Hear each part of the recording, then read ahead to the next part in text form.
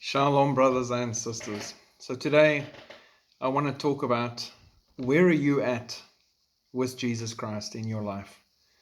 For all of you, regardless of where you live, how long you've been saved, what's happened in your life, what you're currently facing, my question is, where are you at? Where are you comfortable at being at with Jesus Christ in your life? Are you comfortable being one of the many in the large crowds that followed him? Jesus was on earth in the flesh, God amongst us, and he walked and he spoke, and large crowds of thousands came to hear him. They sat and packed out hillsides off into the distance. They could all hear him perfectly. He fed them. They came, thousands, to hear him. Are you happy being one of those in the crowd, even afar off on the periphery, hearing everything he has to say, being fed for and provided for by him and looked after, and in that crowd? Are you comfortable with that as a relationship point with Jesus Christ? Are you comfortable knowing that I've seen him, I know he exists, I know he's real, I know he's fed me once, that's enough for me, back to my life, carry on with things that are normal in the world? I'm not denying him, he's there, I believe in him, but I'm quite comfortable with him being there, doing his thing, and me being here with the crowd, getting busy with the stuff in the world that needs attention. Is that where you're at? Is that your place of comfort at the moment, and how you want to be with Jesus Christ? Then, if you're not happy with that, there's those who would say, maybe I'm part of the 120 that followed him. The 500 or the 120 that followed him was a smaller crowd, was still a larger group. So it's not right up in it, but we're here, we're believers, we're Christians. I'm part of the 120, I'm part of the church. I know what I need to know. I hear him a lot because I'm following in that select group of 500 or 120 that's following. I'm there. I know what he says. I see what he does. I'm here in the group. I'm in the body. Are you comfortable with that position? Is that enough for you? Is that your spot? Is that where you want to be with God? You can hear everything he says. You can see him all the time. He's right over there. You're back here. You're in the body. You're continuing. You're doing what you can do in the background. Or are you wanting to be one of the 12? Those called apostles / disciples that are with him all the time. Walk where he walks, does what he says, gets sent out on missions to do what he wants you to do, taught, intimate one-on-one conversations had, sit around the fire at night and talk and discuss things, sleep in the field as you travel from place to place, relying 100% on him to comfort you, to support you, to carry you, to provide for you, and to touch you in a special way, and to see where he's taking your life. Are you one of the 12? Are you trying to be one of the 12? Do you want to be one of the 12?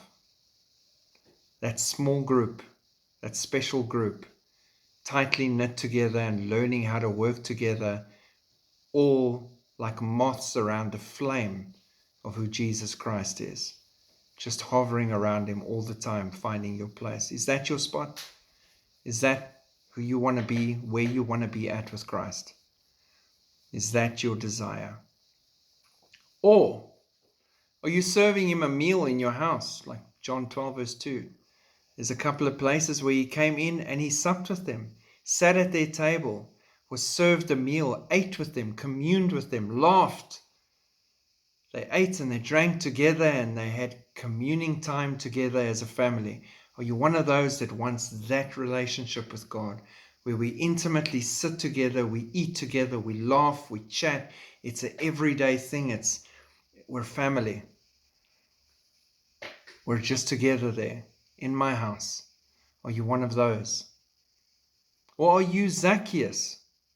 Luke 19 verse 1 to 10. In a tree. Zacchaeus, so desperate, he climbed a tree so that he could see Jesus. He didn't care for the ridicule that the people around him would have. He climbed it so that he could see the Lord.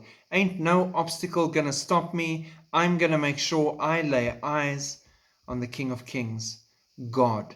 I am seeking him with all my heart, because he ended up eating with God as well. And God said, come down. We're going to eat at your house. Are you like Zacchaeus? Are you ready to climb any obstacle? Take over everything that comes in front of you that tries to stop you from getting closer to Jesus, from laying eyes on him.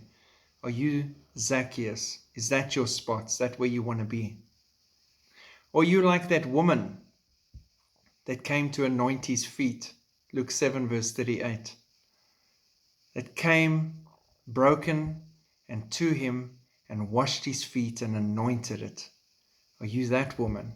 Not caring what the world thinks, not caring what the religious think, not caring what the 12 thinks, not caring what anybody thinks, but caring only about your love for the Master and your love for Jesus, that it is so deep that you care only about bestowing that love upon him.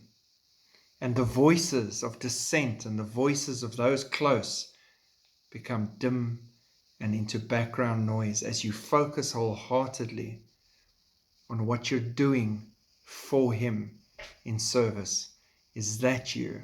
Are you like that woman at Jesus' feet, coming to him unbidden, but seeking him with so much love? Or are you the woman in the crowd? Matthew 9 verse 20 to 22. Are you struggling, battling, health problems, issues, finances, all sorts of chaos in the family? You're battling and it's been carrying on and on and on for so long. And the only thing you know can change this is one touch by God. And you know he is God. And you know he can touch you and change you and make a difference in your life. If I can just touch the hem of his garment, I'll be free. I don't even need his full attention. I don't need him to stop and talk to me and take time out of his valuable time. I just need to touch him as he goes by, and I will be healed. My situation will be transformed. I will be touched by God, because God Most High can change anything, any situation, any despair, any sickness and ailment. And he does. He immediately feels the power leave and go into her, and stops and looks and makes eye contact. God sees you if this is you.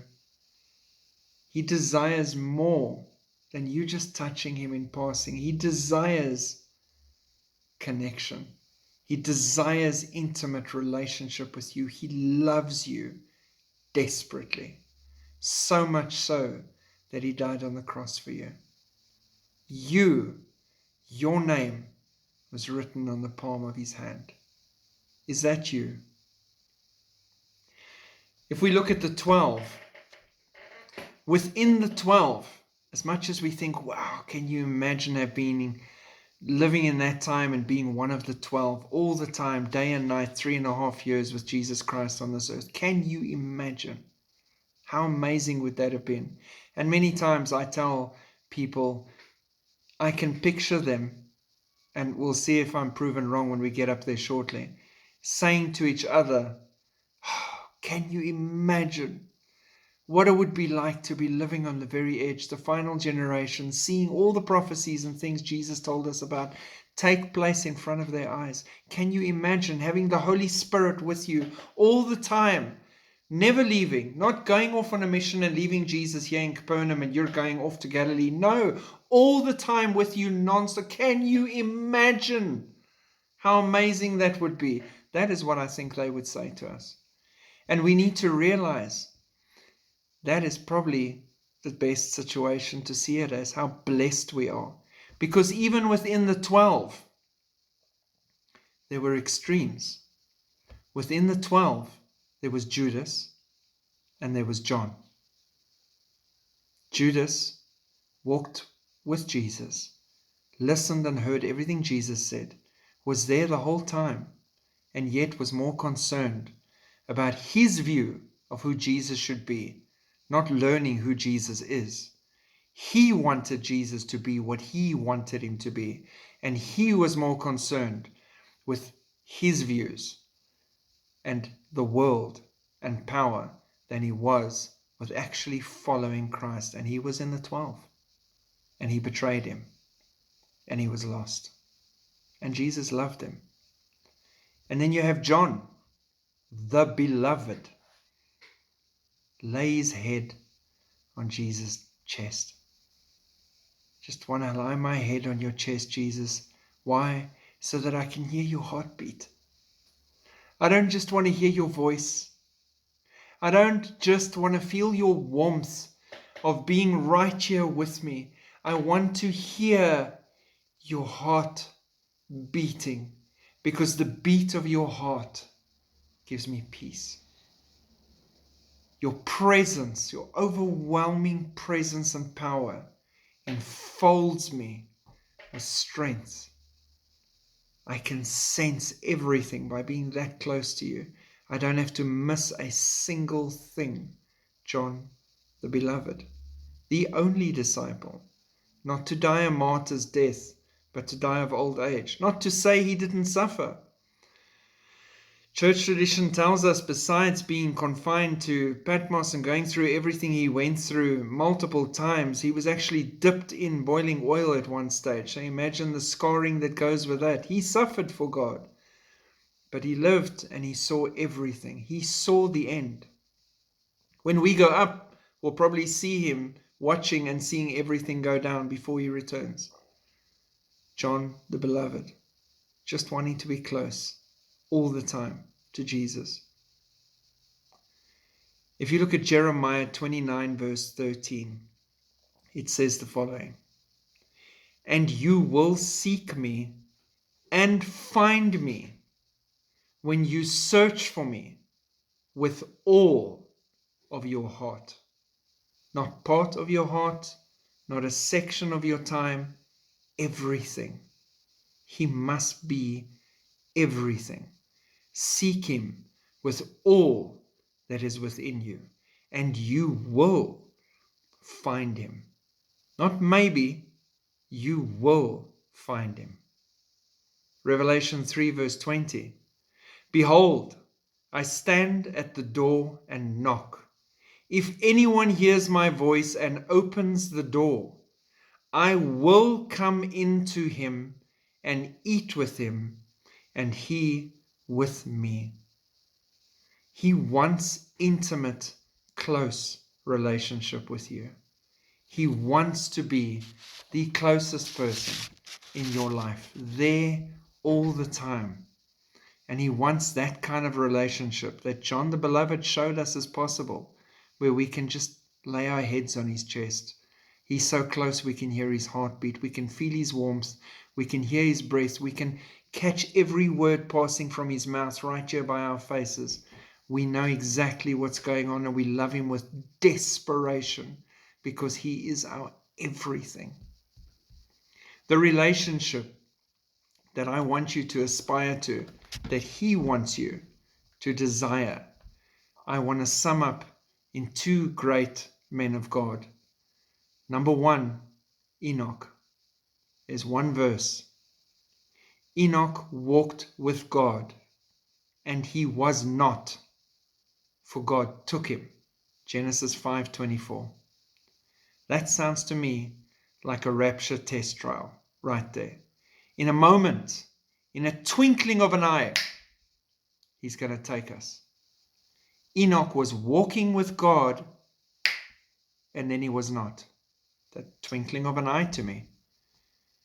They were so close. He was so in love with God. He was so deeply devoted to God that he could walk with God. And while they were walking, God probably said to him one stage during the conversation, "Enoch, we're closer to my place than yours. Let's go." Gone. Walked with God, and he was not, for God took him. I can't wait for God to take us. And we're way closer to his place right now than ours. And then finally, another great man of God. Exodus 31, verse 11. So the Lord spoke to Moses, Moshe is his name in Hebrew, face to face, as a man speaks to his friend. And he would return to the camp, but his servant Joshua, the son of Nun, a young man, did not depart from the tabernacle. Now you might wonder why I've added that last piece and not just said to you verse 11a. I want you to get the whole verse, and there's importance to the second part. The first part is they were so close, so incredibly close. The things he experienced, the moves of God that he experienced were every day for him and normal because he was close to God. He expected God to move. He knew God would move. He knew his God was the most powerful because he was the only true God. He knew all these things. He had spoken to him, removed his feet, sandals, because he was on holy ground, stood before burning bushes, spoken with the Most High, learned his name, and they spoke to each other face to face as a man speaks to his friend. They were friends. Imagine being called a friend of God, by God. When you have that relationship, when you desire that intimacy, when you desire that closeness with the Most High God, those who you are raising, those you are preparing, who come after you, who are watching your example and walking in your footsteps, they will desire the same. He would return to the camp, and his servant Joshua, the son of Nun, the young man, did not depart from the tabernacle. He was watching Moses and God and their relationship, and he wanted that. He desired that, and he made sure that God was his focus. Moses had secured the next generation just by making sure that God was his everything, and that example affected history. God desires deep, intimate relationship with you, not just sacrifice. He desires you to want relationship with him. And his son, Jesus Christ, came to show you that it's possible all the time. He still speaks. He still moves. He still comforts. He still works miracles. He still moves in power. He still covers us. And the Holy Spirit is with us all the time. He doesn't have to leave me to go have a conversation with someone else. He's having that conversation with someone else while he is with me all the time. This is something they never had. There is nothing more I desire than that. And that is the same, I hope and I pray for you, especially us, living on the edge of eternity, pre-pickup, right on the very verge of going home, that we will desire that deeper, deeper relationship with God and that spot every single day, and that might leave a lasting impression for others and draw others closer to him. God bless. Keep looking up. Shalom.